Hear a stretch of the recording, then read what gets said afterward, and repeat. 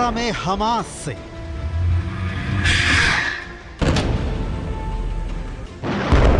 Lebanon में Hezbollah से,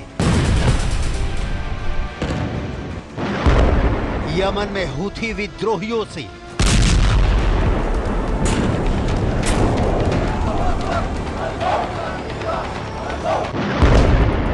Syria में ईरान समर्थित मिलिशिया से,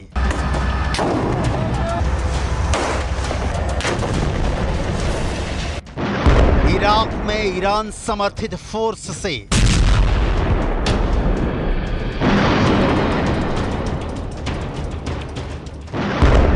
बहरीन के मिलिशिया संगठन से,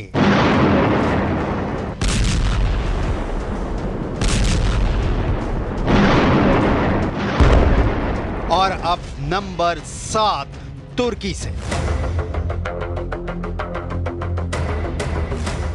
इजराइल के पहले 6 फ्रंट एक्टिव थे। अब 7वां फ्रंट तुर्की भी खुलने जा रहा है। तुर्की ने एलानिया तौर पर इजराइल को दुश्मन देश मान लिया है।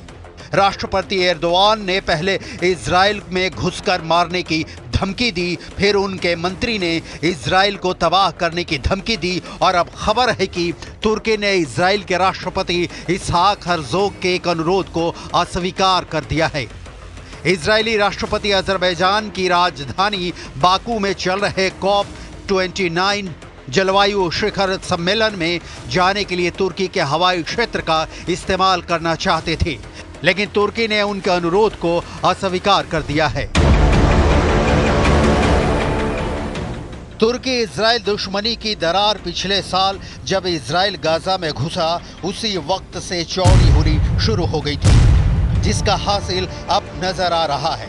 इजराइल के राष्ट्रपति का सुरक्षा कारणों से बाकू जाना रद्द किया जा चुका है, लेकिन तुर्की के इस स्टैंड ने इजराइल को तुर्की को लेकर गंभीरता से सोचने पर मजबूर कर दिया है। सवाल है कि आखिर अचानक तुर्की को इजराइल से डर क्यों लगने लगा है? क्यों अपने आसमान से नहीं गुजरने दिया इजराइल के राष्ट्रपति का विमान? कल तक तुर्की गाजा में इजराइल के हमलों को लेकर विरोध कर रहा था और साथ ही इजराइल को तेल की सप्लाई कर रहा था। तब अचानक ऐसा क्या हुआ कि तुर्की ने इजराइल से सीधा पंगा ले लिया? तुर्की के राष्ट्रपति रेसेप ताय्यप एर्दोआन ने सऊदी अरब और अजरबैजान के दौरे के दौरान इजराइल से संबंध खत्म करने का ऐलान किया। एर्दोआन ने कहा, मेरे नेतृत्व में तुर्की गणराज्य की सरकार इजराइल के साथ किसी भी तरह का संबंध जारी नहीं रखेगी और हम अपने इस रुख पर आगे भी कायम रहेंगे। तुर्की और इजराइल के संबंध मुश्किलों से भरे रहे हैं। तुर्की दुनिया का पहला मुस्लिम बहुल देश था जिसने इजराइल को मान्यता दी थी। सवाल फिर वही, तो अचानक क्यों तुर्की ने इजराइल से अपने संबंध खत्म कर लिए? एर्दोआन के दिमाग में क्या चल रहा है? समझने के लिए आपको रियाद से आई ये तस्वीरें देखनी होंगी। रियाद में आयोजित इस सम्मेलन का नाम अरब इस्लामी शिखर सम्मेलन दिया गया था। रियाद में आयोजित इस कॉन्फ्रेंस में सिर्फ गाजा और लेबनान में चल रहे इजरायली हमले पर ही चर्चा हुई और इस शिखर सम्मेलन में तुर्की के राष्ट्रपति एर्दोआन भी हिस्सा लेने पहुंचे थे। सुनिए सम्मेलन के बाद इजराइल को लेकर क्या बयान दिया गया। دول العالم لمراجعة علاقاتها مع دولة الاحتلال وعدم تطبيع علاقاتها معها أمام عدم التزامها بالقانون الدولي وارتكاب الإبادة الجماعية واستهداف وكالة الأونروا في فلسطين.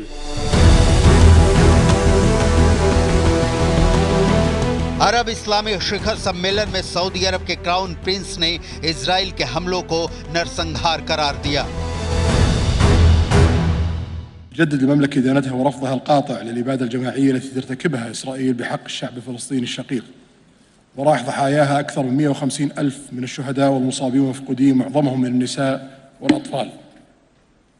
ونؤكد أن استمرار إسرائيل في جرائمها بحق الأبرياء والإمعان في انتهاك قدسية المسجد الأقصى المبارك والانتقاص من الدور المحوري للسلطة الوطنية الفلسطينية على كل الأراضي الفلسطينية من شأنها تقويض جهود الهادفة لحصول الشعب الفلسطيني على حقوقه المشروعة وإحلال السلام في المنطقة. पूरी दुनिया को मालूम है कि तुर्की की अर्थव्यवस्था की हालत ठीक नहीं है। इसलिए एर्दोआन अपने इलाके के देशों से रिश्ते गहरा रखना चाहते थे। उनके इस प्लान में इजराइल भी शामिल था। सितंबर में ही एर्दोआन ने न्यूयॉर्क में संयुक्त राष्ट्र की आम सभा में इजरायली प्रधानमंत्री बेन्यामिन नेतन्याहू से मुलाकात की थी और उन्हें अंकारा आने का न्योता भी दिया था। एर्दोआन चाहते थे कि वो इजराइल और हमास के बीच मध्यस्थ बने, न कि इजराइल को नाराज करें। एर्दोआन ने ऐसी ही कोशिश यूक्रेन और रूस के बीच ग्रीन कॉरिडोर डिप्लोमेसी के रूप में की थी और उन्हें कामयाबी भी मिली थी। लेकिन अचानक से एर्दोआन के बोल बदलने लगे। İsrail'in amacı Gazze'ye yerleşmek, Doğu Kudüs dahil olmak üzere Batı Şeria'daki Filistin varlığını yok etmek ve nihayetinde ilhak etmektir.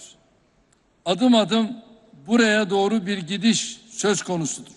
Bir yandan acil ateşkes sağlanmasına odaklanırken, diğer yandan Gazze'ye insani yardımların ulaştırılması konusunda acil çözüm yolları bulmamız şarttır.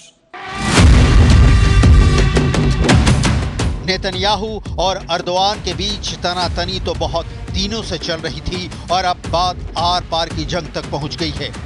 तुर्की NATO का member है और NATO पर हमला करने का मतलब क्या होता है ये पूरी दुनिया जानती है। लिहाजा मामला बेहद बुरा फंस चुका है।